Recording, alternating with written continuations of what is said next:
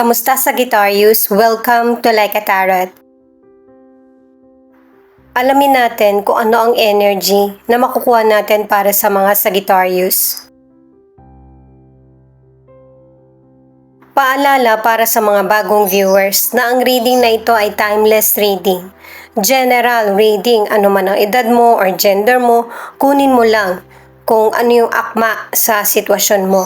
At saka ikaw na rin magpalit kung si person mo ba ito or ikaw. At ito ang start ng 1 week reading mo.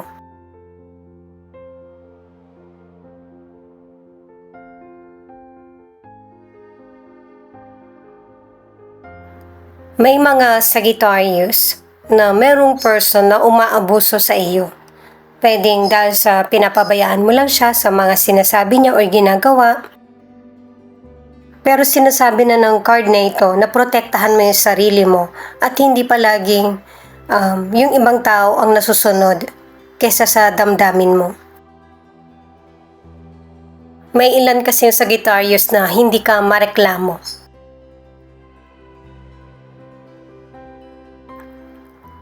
At syempre guys, kahit mahirap itong gawin, yung forgiveness, kahit gano'n man kasama yung nagawa ng kapwa mo sa iyo,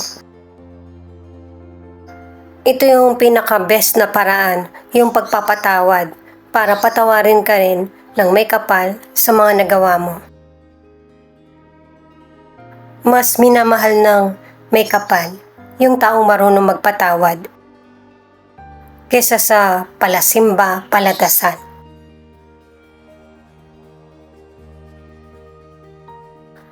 Kailangan mo talagang isurrender lahat sa may kapal. Huwag mong hayaan na ikaw yung nagkokontrol sa buhay mo o yung ibang tao. Magtiwala ka sa divine timing at kabanal-banalan na merong magandang nakalaan para sa iyo. At saka ang isa pa sa importante, yung marunong kang magsisi sa mga nagawa mong kasalanan. Yung merong sincerity, alam nang may kapal kung inaalibay mo lang ito or mula sa puso.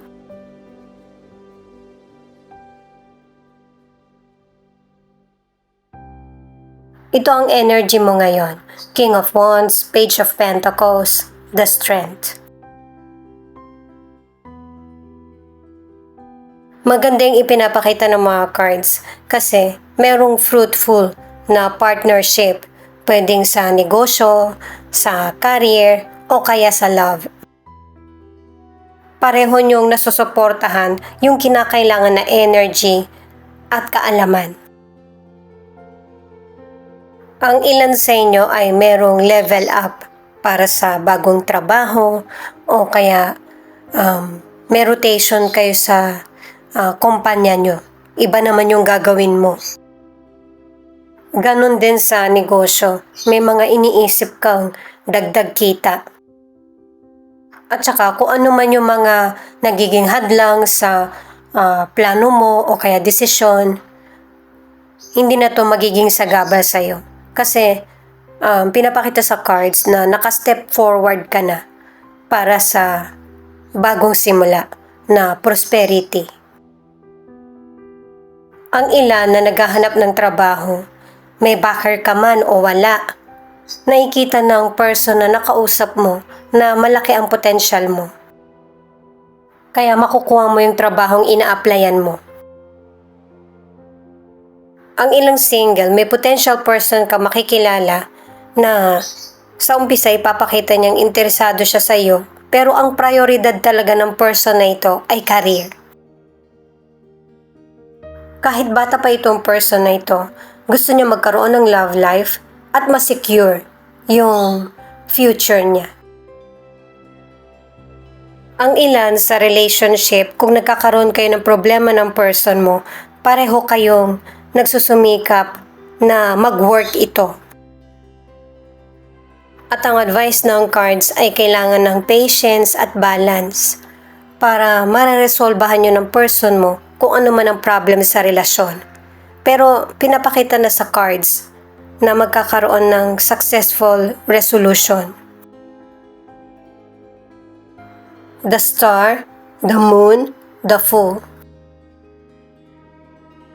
Pinapakita sa cards na isa sa paraan para magtagumpay ka ay yung pagsunod mo sa talas ng kutob mo.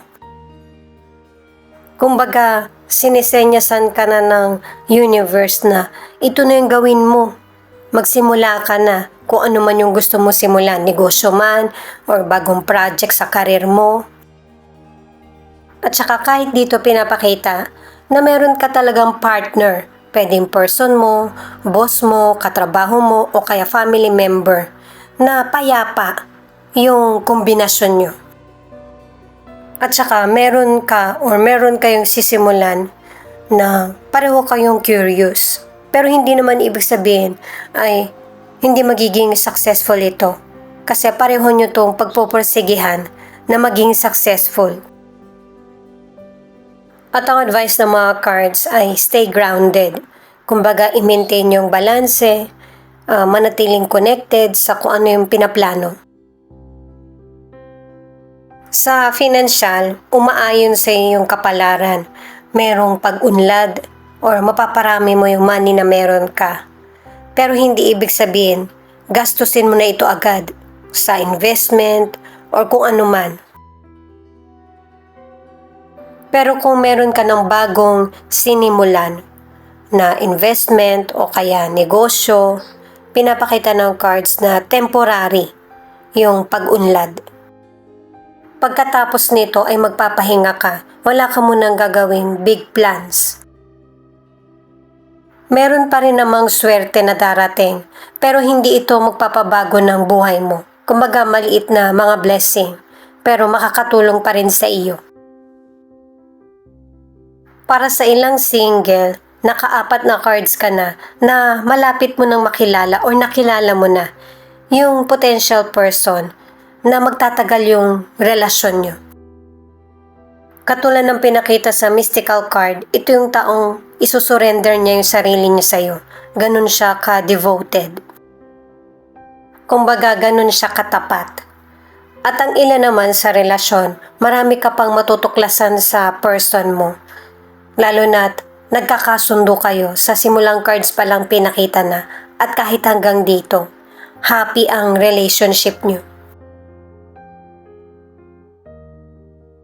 6 of Wands, 2 of Cups, 5 of Swords. Mula umpisa kahit hanggang dito, pinapakita na maganda talaga yung kombinasyon nyo ng person mo, ng kasama mo sa trabaho, kaibigan. Nagkakaroon kayo ng tulungan at saka nagtitiwala sa isa't isa. Ang turingan nyo ay best friend o kaya lovers kayong dalawa. At ang advice ng cards na ito, kung merong person na nagsasabi ng negatibo patungkol sa kapwa mo, pakinggan mo lang siya. Hindi ito kailangan paniwalaan. Mas maigi na kumprontahin ang person mo or kaibigan or boss mo para makaiwas sa misunderstanding.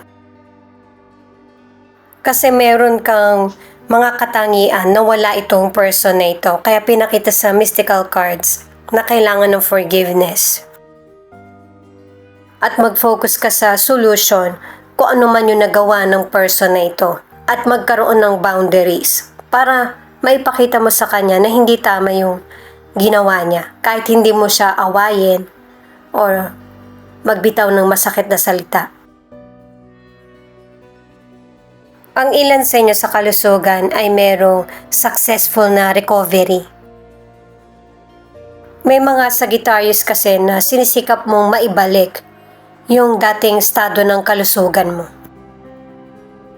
Ang ilan sa inyo, good health ka naman, pero maaari na mahawaan ka ng virus. Pwedeng sipon o kaya ubo.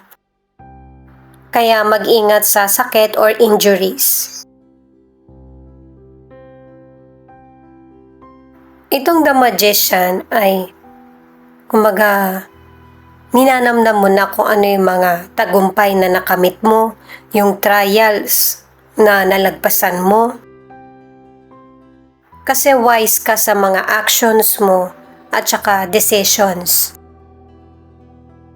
At yung abilidad mo, skills, yan yung magiging daan para makasurvive ka sa bawat journey na pinagdaraanan mo. Ang ilan sa inyo na single, may potential person na ikaw talaga yung gusto. Pero meron ding ibang nagkakagusto sa kanya, pwedeng close sa'yo or kilala mo. At pipilitin no third person na sa kanya mapunta yung atensyon imbis sa iyo. Masasaktan ka lang kung gusto mo na itong potential person.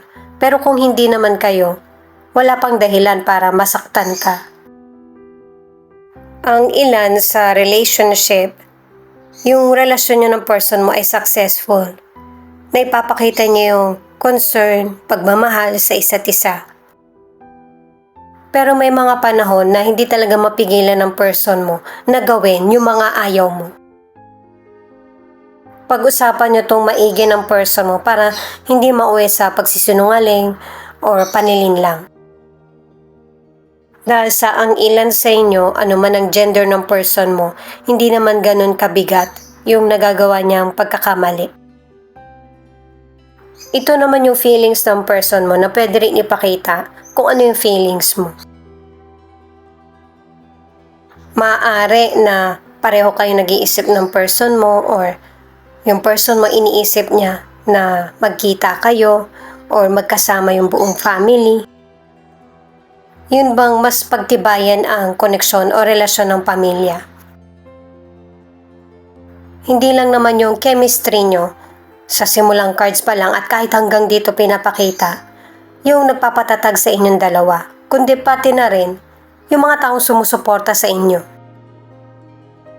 At saka, naka-2 cards ka na itinadahan na kayo ng person mo.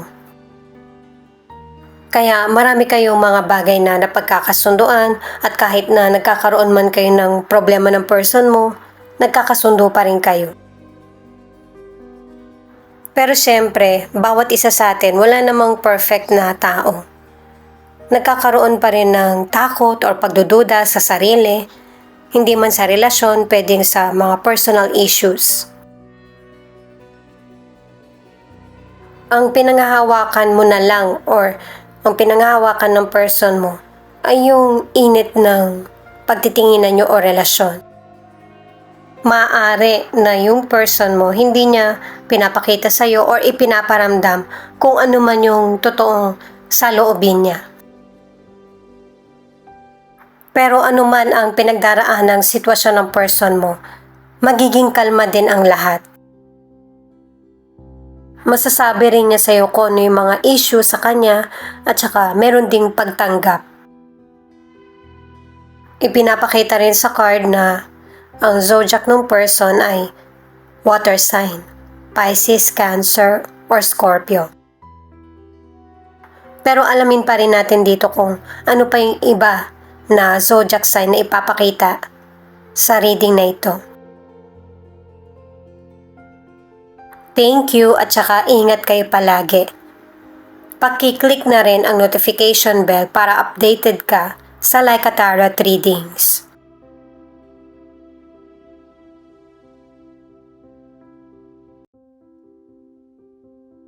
Sagittarius, Gemini, Aries, Libra, Capricorn, Taurus, Pisces, Cancer, Virgo, at Scorpio.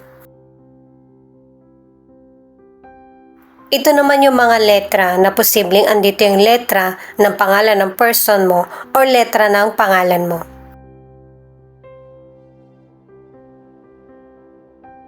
A, U, J.